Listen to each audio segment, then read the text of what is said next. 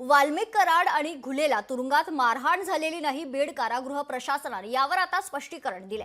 कराड आणि घुलेला तुरुंगात मारहाण झाल्याची माहिती समोर आली होती, मात्र तुरुंग प्रशासनाने पत्रक काढून याबाबत स्पष्टीकरण दिले।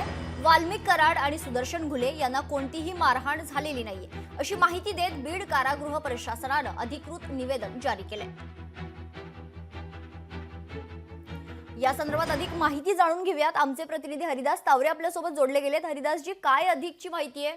आता बीड कारागृह प्रशासनाने हे स्पष्टीकरण जे वाल्मिक कराड आणि घुलेला झालेल्या मारहाणीवर दिले। नक्कीच मेघना, या ठिकाणी सांगता येईल की सकाळपासून प्रसार माध्यमावर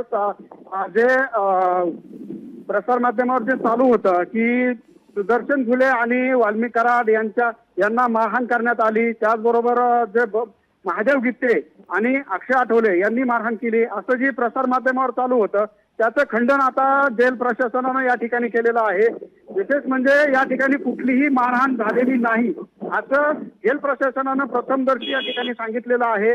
त्याच्यामुळं नक्कीच हे जे प्रकरण आहे जे या ठिकाणी ठप्प होताना पाहायला मिळतंय, कारण जोपर्यंत जेल प्रशासनाचा अधिकृत दुजारा या ठिकाणी दिला या ठिकाणी पाहायला मिळतंय। आणि महत्वाचं म्हणजे याच्यात कुठलेही वाद किंवा विवाद आणि कुठलीही प्रकारची मारहाण झाली नाही अशी देखील महत्वाची माहिती आता समोर जेल प्रशासनाने दिलेली आहे। निश्चित धन्यवाद हरिदासजी, आपण दिलेल्या सविस्तर माहितीसाठी। लोकशाही मराठी ऐका, पहा, जागरूक रहा।